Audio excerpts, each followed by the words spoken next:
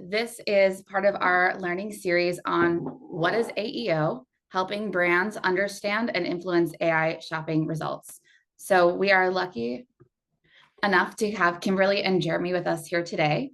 Kimberly is the founder of Novi and CEO, but in addition, she is first and foremost a data scientist who served as the chief data scientist for the Pacific Air Forces. She has an MS in data science from MIT and has led a number of data science teams. So she's bringing that data expertise to this call.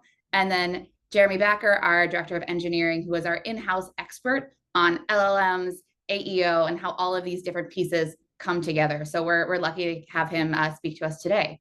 So with that, I will pass it over to them to talk through what is AEO. Perfect. I'll kick us off really quickly and just give you a sense of what we're going to cover. So three main things in on our agenda today. So Jeremy's going to dive deep into actually how LLMs, so these large language models, work, and what AEO is. And then we'll transition over and I will start to talk about the work that we've done to with brands and in our research to learn how to influence AI generated results and things that you can take away practically as you look to influence results for yourself and your brand and your products. So I'm going to pass it over to Jeremy to kick us off. Thank you, Kimberly. Thank you, Ava. Great to be with everyone today. As we begin, I want to align on a few terms. The landscape, as you probably are aware, is moving fast, and the terminology can be confusing or actually imposing. So in this first slide, we're going to define a few of these terms so that we can be on the same page as we go forward.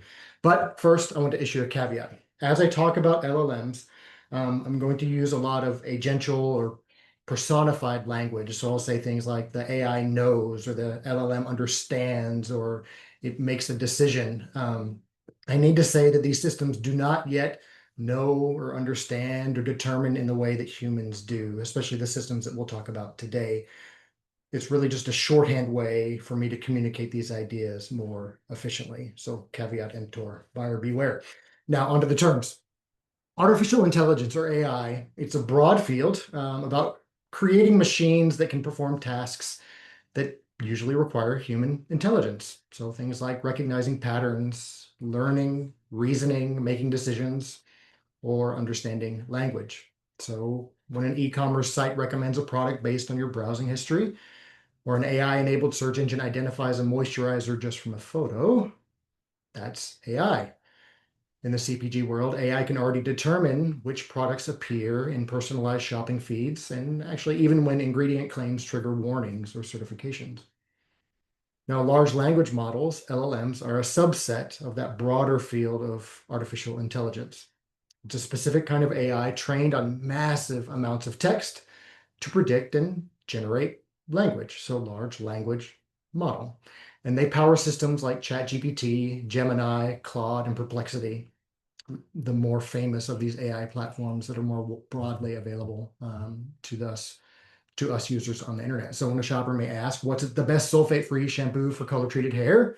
An LLM doesn't go to a database and look up facts. It generates an answer, word by word, based on patterns that it's seen across billions of documents, product pages, reviews, certifications, and more.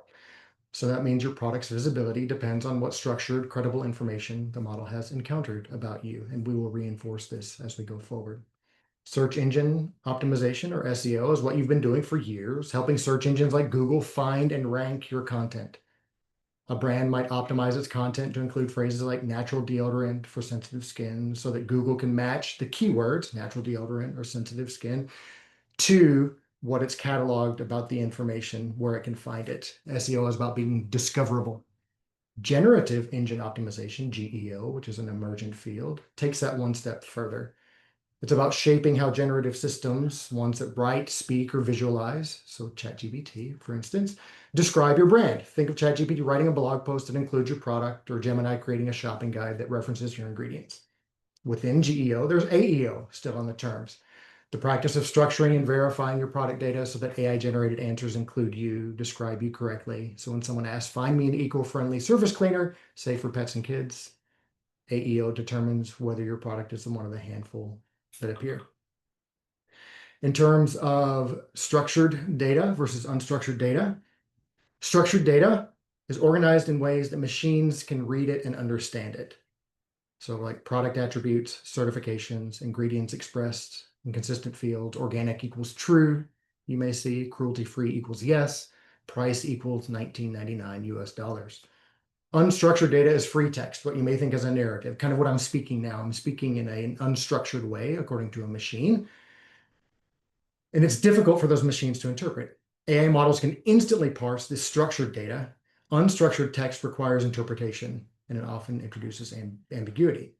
So the takeaway from all these terms is I want you to know that AI doesn't just read what you say, it interprets what can be understood and trusted. Structured, verified, consistent data gives that clarity. So now that we're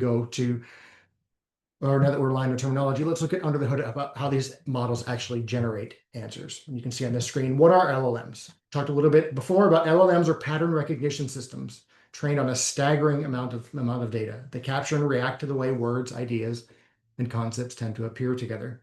So when you ask a question, they don't search for an existing answer. They generate one. They predict each word based on what's most probable given their training set of data. So the result feels very conversational, but it's really a pattern matching, and it's done at scale.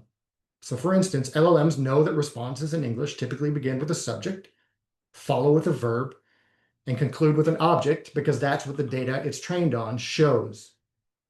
They also know that the highest rated content on the web is often the answer that agrees with the questioner. So if you notice that LLMs always begin with, "You're right," or "That's a great insight," well, I'm sorry to say that's not because you are right. It's not because your insight is great. It's because the data that LLMs rely on shows that human engagement, what they seek, is best sustained through conceptual agreement. So it begins with right at the very beginning. LLMs respond based on the data they've accumulated from across the far reaches of the internet. And so that means, in terms of your brand, the way products appear in an AI's output depends entirely on what the model has learned about the product, the brand, and the customer searching for that product, and how that information is structured and reinforced across the web. So if your data is sparse, if your data is inconsistent, if your data is outdated, you disappear from these generated answers. If it's rich, if it's structured, if it's credible, according to the authority that the LLM understands, the model can use that data with confidence, and your result rises to the top. So in the next slide, we'll see what that looks like in practice when an LLM is asked a product question. So here's a real world example. A shopper may ask, find me a non-toxic stain remover proven to remove tough stains, safe for kids, good for sensitive skin, and under $20. A very rich sort of question that a shopper might engage with an AI trained system when shopping for a product. For an LLM, this isn't a keyword search as it is for SEO. So to generate a response, the AI model is going to look for structured, credible information about available products across its trained data set.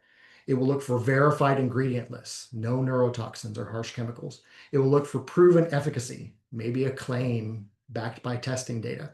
It will look for safety and health standards, certifications like EPA Safer Choice or third-party verifications. It will look for price and availability. Ideally, all of that information is up to date and consistent across channels.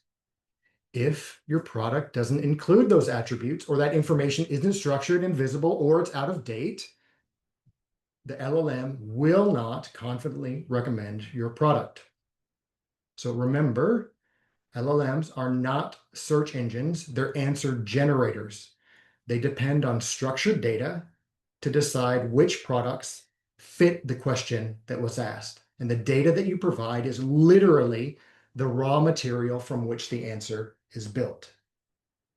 And that's why in the next slide, we'll see that the new world of AI-driven search is fundamentally different. So traditional search, as you know, was built around keywords. Generative AI is built around answers. Okay, to illustrate the difference, I want you to imagine standing in one of my favorite places, the largest library in the world. So you walk up to the circulation librarian, you ask, can you help me learn about communication? The librarian checks the catalog and perhaps says, aisle 3, shelf 7 under communication. You'll find Super Communicators there. It's a book by Charles Duhigg. That's SEO, search engine optimization. It helps the librarian or the search engine know exactly where to find your content. SEO is about being discoverable. Back to the library. Across the room is the research librarian, someone who's actually read hundreds of books about communication. You ask the same question, and the librarian says, Charles Duhigg writes that great communicators listen first. They identify whether a conversation is practical, emotional, or social before responding. That's AEO, answer engine optimization. It's about helping the AI understand your information clearly enough to explain it, but in its own words. And over at a nearby desk sits an author writing a new book in our library. That author has read Super Communicators, has listened to the research librarian's explanation, and is now creating something new. That's GEO, generative engine optimization. It's about structuring your data so that AI systems can responsibly build upon it when generating new content, whether that's summaries, recommendations, or creative ideas like videos or cartoons, right? So inside our vast library, SEO helps the librarian find your book. AEO helps the librarian understand and explain the content in the book. GEO helps the author build upon that content to create something new. One organizes knowledge, SEO. One interprets it, AEO. One creates from it, GEO. And in a world where AI is learning to search, reason, and write, how you structure your content determines whether it can be found, whether it can be understood, and whether it can be used to create something new. So on the next slide, we'll see that that's not the only difference. Personalization changes everything too. So I'm sure you know, over the years, you've seen that when 3 people type the same phrase into Google, they'll see roughly the same set of links, right? Maybe it's in a slightly different order, or it's given a response based on your location, device, or your search history, but it's generally the same, right? But when those same 3 people ask that question in an AI assistant like ChatGPT, Gemini, Claude, or Perplexity, they often get entirely different answers. That's because LLMs, large language models, generate responses in real time, taking into account context such as users' prior conversation. What's the context in which I'm responding? How is the user talking? Again, I'm going to begin with, oh, that's right. Oh, that's a great question, because I know that's going to keep you engaged. Or maybe regional cues about where you are in the world, right? And this marks a huge shift in the way that information about your products are rising to the top.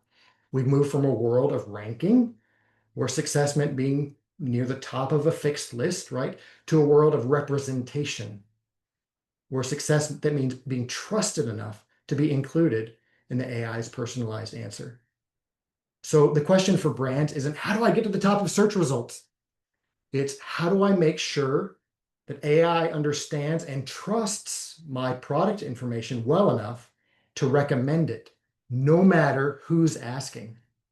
That, as we will see in more detail, is the heart of AEO. So on the next slide, before I pass it over to Kimberly, let's tie it all together. How does AEO actually fit in? So answer engine optimization, AEO, is the practice of structuring and verifying your brand and product data so that AI systems can understand, trust, and accurately represent it in the answers they produce. So again, it's not about gaming search rankings or stuffing in keywords. It's about clarity. It's about consistency. It's about credibility. So when your product data is complete, when it's verifiable, and it's machine readable, meaning it has attributes, certifications, claims, and pricing that align across every channel, AI systems can include it in their answers with confidence. When the data is inconsistent, when the data is unverified, these systems can't trust the data, and they won't use it to generate their answers. So AEO is how you move from being discoverable to being recommended. So now with that foundation in place, Kimberly's now going to walk us through what our research at Novi has found, which specific data signals most influence AI systems when they decide which products to feature in their answers.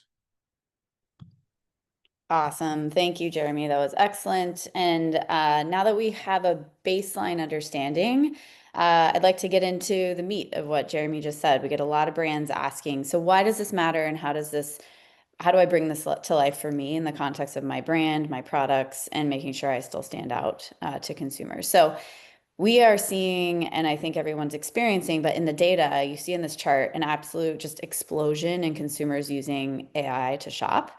So this means discovering products, doing research in these new interfaces, ChatGPT, Gemini.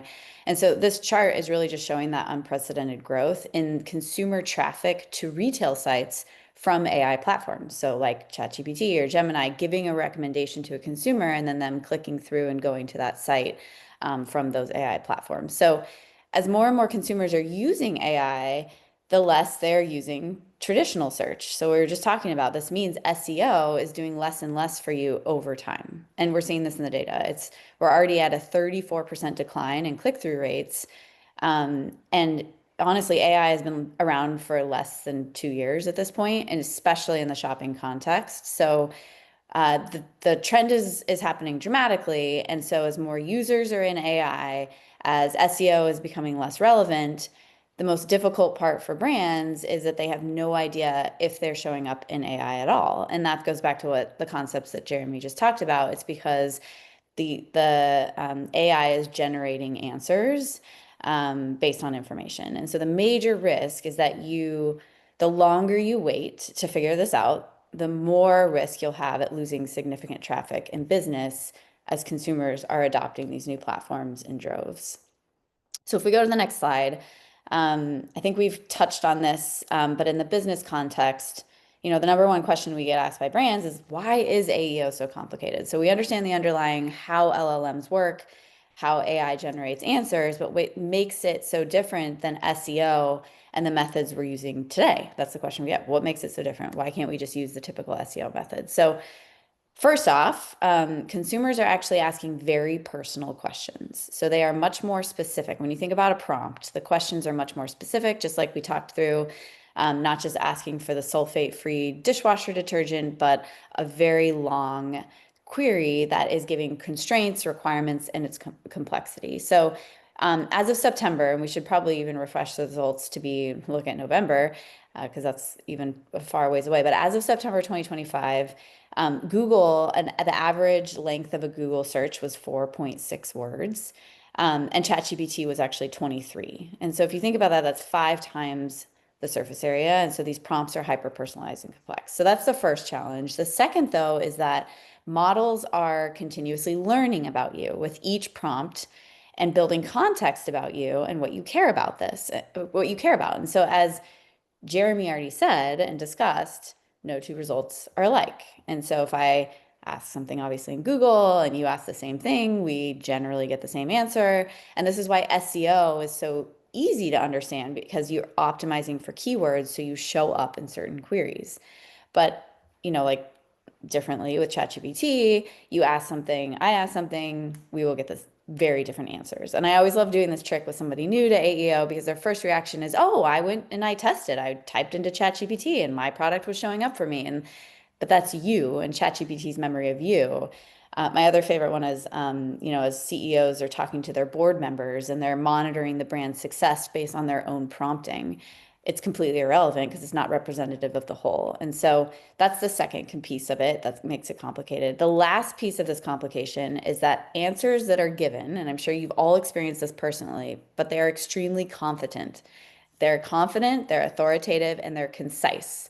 Very few options are given. So whether we all want to admit it or not, that authority at which we're given these answers with only a few options is all that the consumer really sees and cares about. So if you aren't there, you're invisible. And, honestly, this behavior actually parallels what we've seen with Google for years. If you're not in the top 10 blue links in a Google search, you won't get clicked, and definitely not if you're not on the first page. So overall, what we know is that AEO is fundamentally different, and the traditional SEO tactics do not respond with AEO. So our playbooks have to change. So let's get into some of that. And we'll go to the next slide to kick this off because we want to leave you with some tangible, what can you do today? So really what we started to do, in the early days of Novi and then in partnership with academia and other researchers, was we wanted to learn how could we feed these models information to influence the visibility and ranking of a product. So our goal was to learn, okay, we know LLMs need data. We know they need structured data. What type of product data and signals drive the most influence for these models? And we wanted to understand exactly how big of an impact the different types of product data and signals would have so that we could start helping brands and understand how to rank and show up and be more visible in these answers.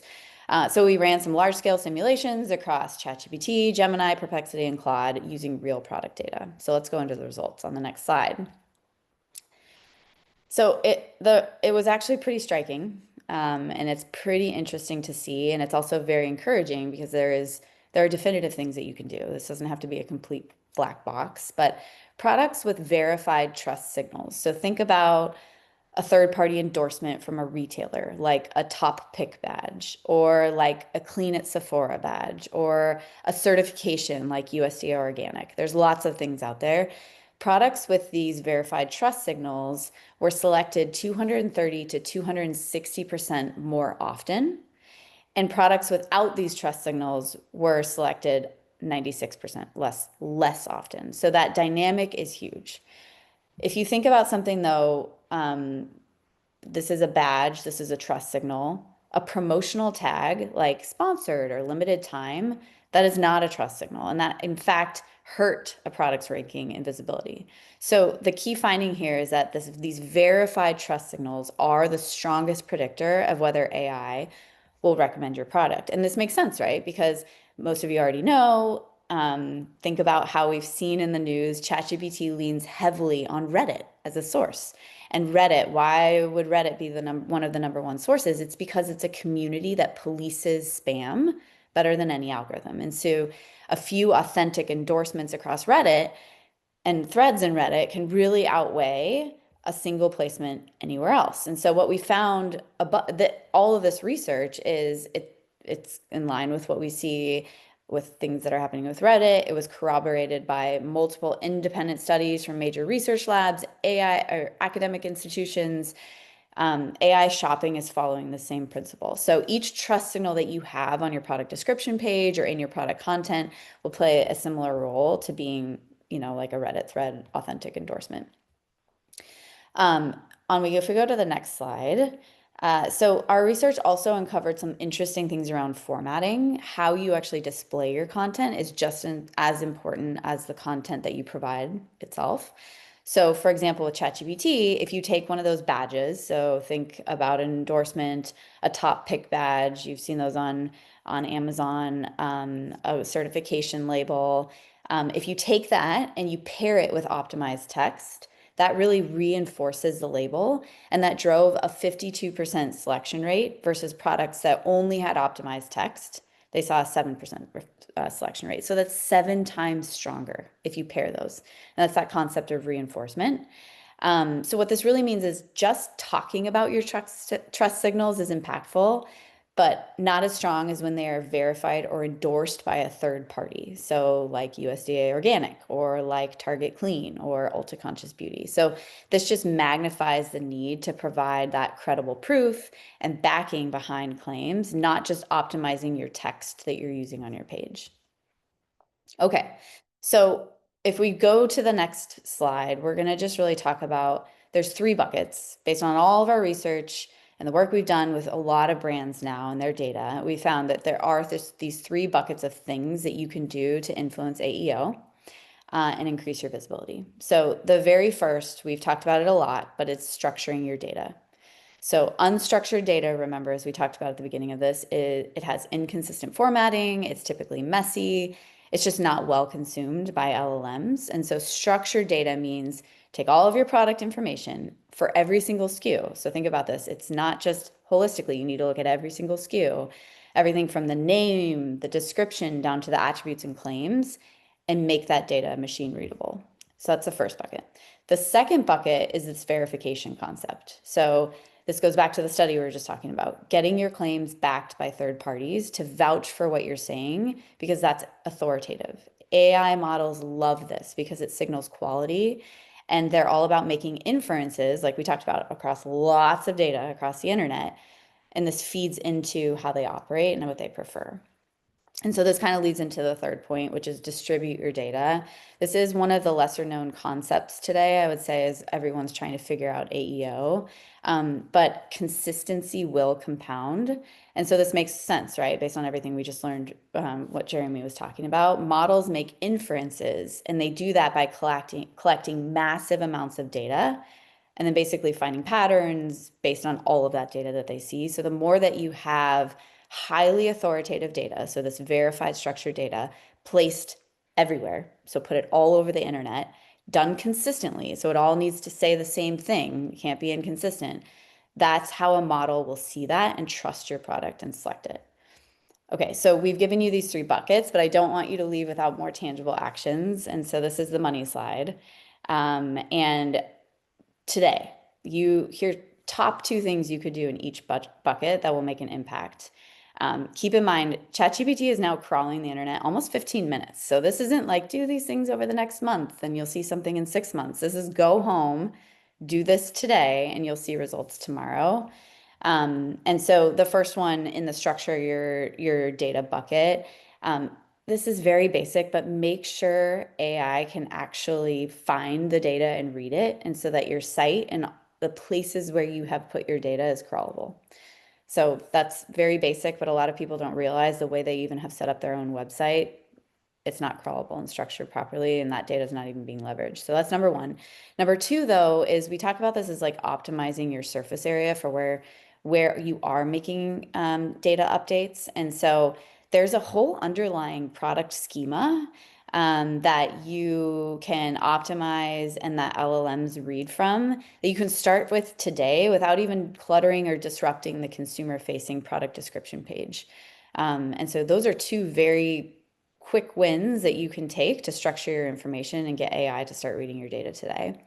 On the verification bucket, so the 2 things that we recommend is if you have any certifications or third-party endorsements already, use them. The machines recognize and trust these, so trust them. So talk about them, reference them, use the badging, really incorporate that into your content and into your underlying data schemas. But the second is even if you don't have an official endorsement from a certification body, there's lots of ways to enrich with evidence. Think about quotes from influencers, experts, some of your customer testimonials, or you can also even integrate facts like testing results or claims that you can make that give authority to your product. A lot of these products have this, so talk about it and do it in a structured way. Last bucket, the 2 important things that you can do today. So the first one is what we talk about is citation density. Jeremy talked about this a lot, but look at all the places that your product information is represented today and just make sure it's consistent down to the SKU level. So if you talk about one SKU in one way on a product description page, make sure if it's sold in another retailer, it's talked about in the same way. That consistency is very important. So go just do those adjustments and make sure they're consistent across all of the different retail channels you sell in. But the second is actually distribute your data more broadly. Make sure those feeds are fresh, they're updated. AI loves fresh data. But distribute your information everywhere, because AI loves to see more data, loves to draw patterns from that data, and obviously loves to see the consistency. So those are the 3 buckets and the 6 things that you can do today when you go home. All right, so look, the most important thing I think you can take from this entire webinar is that we are now marketing to machines. So the old era of marketing to the emotions and sometimes maybe less rational behavior of a consumer is not over, but not the entire equation. Machines are now making decisions on behalf of consumers, and they aren't emotional. and they don't act on a whim. They consume data and they make decisions based on the data available to them. So we like to talk about this as data is your new storefront, and one of your new storefronts as we consider how consumers are transitioning from doing the research and the discovery themselves to allowing machines to do it on their behalf. So our recommendation here is start taking advantage of the platforms, the interfaces, the new technologies that are building the data infrastructure that is needed for these machines. And we're still so early. So there's a lot of first movers advantage here. So if you are doing this and leaning in, you have the opportunity to beat out the competitors. All right. So on the last strategic takeaways that we want to leave you with. So as Jeremy went through and in a very well done way, we understand that LLMs learn patterns. They don't just learn individual facts. So they generate answers by going out and predicting based on all of the information that they have access to and that they have seen and how that information has been presented. So they learn on patterns. The second is AEO very heavily indexes on structured, clear information that is trustworthy. So making sure your data is organized, that it's verified, and it'll be included in answers. That's what you want to do. The third, which I think is encouraging, is that you can actually influence AI outcomes. And you don't have to be a big brand to do it. The rules of AEO have kind of shifted what we've all known about SEO, where you needed lots of time, you needed more authority as a brand. But small brands, and we see this a lot, are outranking large brands in AEO today. And it's because they're just putting in the time about their data and how it shows up. And then the fourth, we always talk about data as the core. Data is your new storefront, so you need to invest in it. And I think that's going to be a new area of investment for a lot of companies and brands. As they think about where to place their money, you have to have highly accurate, high quality data. And so make sure that you're thinking about this as a strategic investment in terms of resourcing and tools and technologies that you partner with. All right. I think at this point, we'd love to open it up for questions, and please feel free. I think there's a little box that you can type it in, a Q&A box, or put it into the chat.